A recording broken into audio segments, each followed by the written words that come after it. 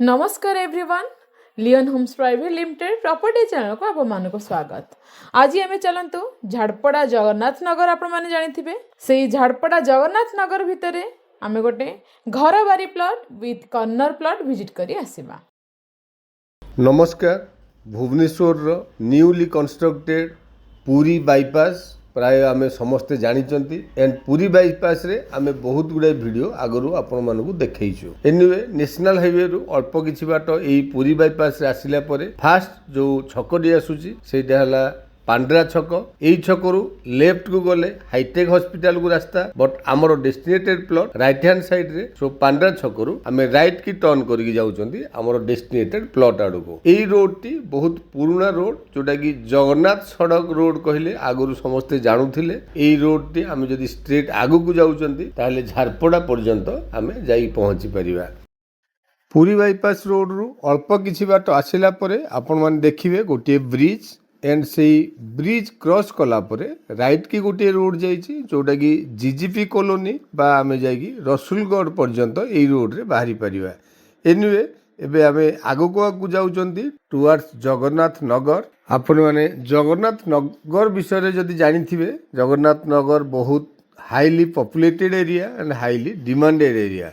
आपण माने देखंतु एठी लेफ्ट राइट बोथ साइड रे बहुत उडे कमर्शियल एक्टिविटीज एंड स्ट्रेट आगू अप टू झारपड़ा पर्यंत देखिए यही कमर्शियल एक्टिविटीज ऑलरेडी लागू रही।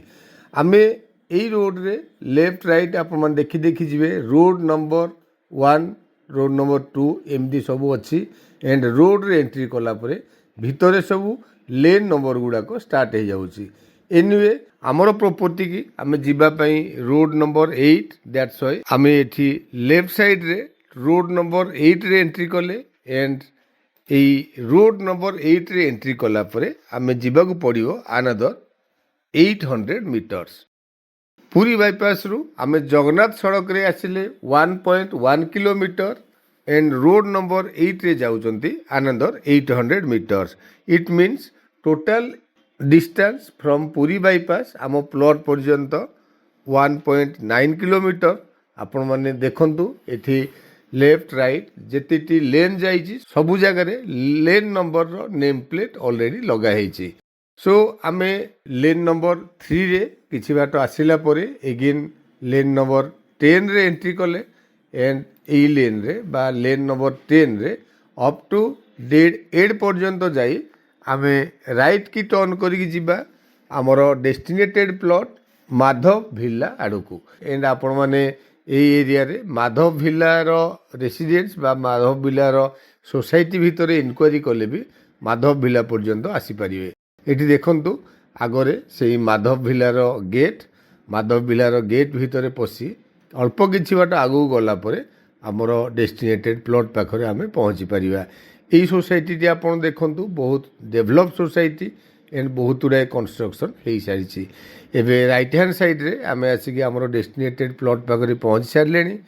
प्लॉट टी गोटे कॉर्नर प्लॉट आपण माने देखंतु बहुत गुड़ाए कंस्ट्रक्शन प्लॉट को लगिक ऑलरेडी हो सारी।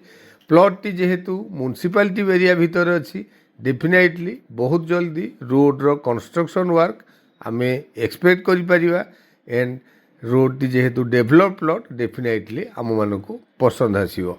Thank you. लोकेशन टी को मार्क करंतु चारियाडे कंस्ट्रक्शन हो जाइछि। आपण माने एठी इमीडिएट कंस्ट्रक्शन स्टार्ट करि परिबे। Fully develop location. एठी हमरो लैंड एरिया 1575 स्क्वायर फीट रो घर बारी येलो जोन कॉर्नर प्लॉट ता सहित ईस्ट एवं नॉर्थ फेसिंग रो आपण मानकर रिक्वायरमेंट रो फेसिंग आपण मानकर ड्रीम हाउस करिया पई कोनोसी प्रकार असुविधा हेबो नाही। प्राइस मध्य बहुत रीजनेबल 5600 रुपीज। और लेट न करी तळे था नंबर रे कांटेक्ट करिया सहित चैनल को सब्सक्राइब करिया को जमारो भूलिबेनी। जदि वीडियोटी भलो लागिछि लाइक शेयर कमेंट करिया को जमारो भूलिबेनी। Thank you.